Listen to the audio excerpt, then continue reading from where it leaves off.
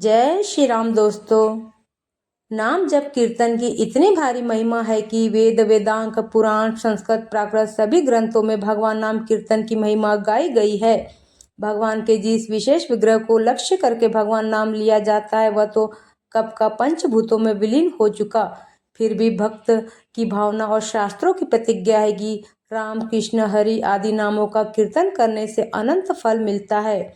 तो जो सदगुरु लीला विग्रह रूप हाजरा हजूर जागदी ज्योत है, उनके नाम का कीर्तन, उनके नाम का उच्चारण करने से पाप नाश और असीम पुण्य पुंज की प्राप्त हो, इसमें क्या आश्चर्य है।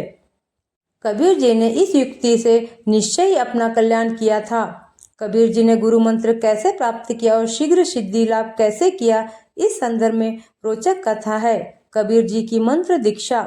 उस समय काशी में रामानंद स्वामी बड़े उच्च कोटि के महापुरुष माने जाते थे।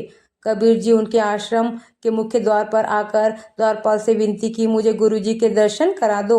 उस समय जात पात का बड़ा बोलबाला था और फिर काशी पंडित और पंडे लोगों का अधिक प्रभाव था।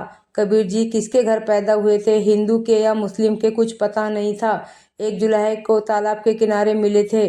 उसने कबीर जी का पालन पोषण करके उन्हें बड़ा किया था। जुलाहे के घर बड़े हुए तो जुलाहे का धंधा करने लगे। लोग मानते थे कि वे मुसलमान की संतान है। द्वारपालों ने कबीर जी को आश्रम में नहीं जाने दिया। कबीर जी ने सोचा कि अगर पहुंचे हुए महात्मा से गुरु मंत्र नहीं मिला तो मनमानी साधना से हरिदास बन सकते हैं, हरिमय नहीं बन सकते। कैसे भी करके रामानंद जी महाराज से ही मंत्र दीक्षा लेनी है। कबीर जी ने देखा कि हर रोज सुबह 3 से 4 बजे स्वामी रामानंद जी खड़ाऊ पहनकर टप टप आवाज करते हुए गंगा में स्नान करने जाते हैं। कबीर जी ने गंगा के घाट पर उनके जाने के रास्ते में सब जगह बाढ़ कर दी और एक ही मार्ग रखा। उस मार्ग में सुबह के अंधेरे में कबीर जी सो गए। गुरु महाराज आए तो अंधेरे के कारण कबीर जी पर पैर पड़ गया। उनके मुख से उद्गार निकल पड़े, राम राम। कबीर जी का तो काम बन गया। गुरु जी के दर्शन भी हो गए, उनकी पादुकाओं का स्पर्श तथा मुख से राम मंत्र भी मिल गया। अब दीक्षा में बाकी ही क्या रहा। कबीर जी नाचते गुनगुनाते घर वापस आए। राम नाम की और गुरुदेव के नाम की रट लगा दी। अत्यंत स्नेहपूर्ण हृदय से गुरु मंत्र का जप करते, गुरु नाम का कीर्तन करते हुए साधना करने लगे। दिनों दिन उनकी मस्ती बढ़ने लगी। महापुरुष जहाँ पहुँचे वहाँ की अनुभूति उनका भावपूर्ण हृदय से चिंतन करने वालों को भी होने लगती है। काशी के पंडित ने देखा कि यवन का पुत्र कबीर राम नाम जपता है, रामानंद के नाम का कीर्तन करता है। उस यवन को राम नाम की दीक्षा किसने दी, क्यों दी, मंत्र को भ्रष्ट कर दिया। पंडितों ने कबीर जी से पूछा, तुमको राम नाम की दीक्षा किसने दी। स्वामी रामानंद जी महाराज के श्रीमुख से मिली।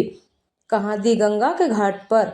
पंडित पहुँचे रामानंद जी के पास। आपने यवन को राम मंत्र की दीक्षा देकर मंत्र को भ्रष्ट कर दिया, संप्रदाय को भ्रष्ट कर दिया। गुरु महाराज, यह आपने क्या किया।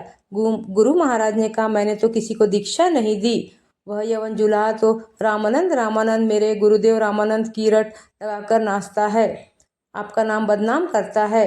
भाई, मैंने तो उसको कुछ नहीं कहा, उसको बुलाकर पूछा जाए, पता चल जाएगा। काशी के पंडित इकट्ठा हो गए। जुलाहा सच्चा कि रामानंद जी सच्चे, यह देखने के लिए भीड़ हो गई। कबीर जी को बुलाया गया। गुरु महाराज मंच पर विराजमान है, सामने विद्वान पंडितों की सभा है।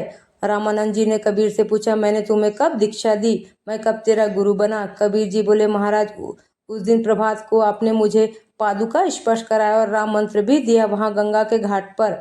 रामानंद स्वामी ने कबीर जी के सिर पर धीरे से खड़ाऊ मारते हुए कहा, राम राम राम, मुझे झूठा बनाता है। गंगा के घाट पर मैंने तुझे कब दीक्षा दी थी। कबीर जी बोल उठे, गुरु महाराज, तब की दीक्षा झूठी थी तो अब की तो सच्ची। मुख से राम नाम का मंत्र भी मिल गया और सिर पर आपकी पावन पादुका का स्पर्श भी हो गया। स्वामी रामानंद जी उच्च कोटि के संत महात्मा थे। उन्होंने पंडितों से कहा, चलो, यवन हो या कुछ भी हो, मेरा पहले नंबर का शिष्य यही है। ब्रह्मनिष्ठ सत्पुरुषों की विद्या हो या दीक्षा, प्रसाद खाकर मिले तो भी बेड़ा पार करती है और मार खाकर मिले तो भी बेड़ा पार कर देती है। इस प्रकार कबीर जी ने गुरु नाम कीर्तन से अपनी सुसुप्त शक्तियां जगाई और शीघ्र आत्मकल्याण कर लिया। धनभागी ऐसे गुरु भक्त जो दृढ़ता और तत्परता से कीर्तन ध्यान भजन करके अपना जीवन धन्य करते हैं। कीर्तन से समाज में सात्विकता फैलाते हैं। वातावरण और अपने तन मन की शुद्धि करने वाला हरिनाम का कीर्तन सड़कों पर खुलेआम नाचते गाते हुए करते हैं। संत तुलसीदास जी ने कहा है, जो विवश होकर भी नाम जाप करते हैं उनके अनेक जन्मों के पापों का दहन हो जाता है। कोई डंडा मारकर विवश करके भी भगवान नाम जप कराए तो भी अनेक जन्मों के पापों का दहन होता है। तो जो प्रीतिपूर्वक हरि का नाम जपते जपते हरि का ध्यान करते हैं उनके सौभाग्य का क्या कहना। ऐसी ही और वीडियो देखने के लिए हमारे चैनल को लाइक और सब्सक्राइब करना ना भूले। जय श्री राम।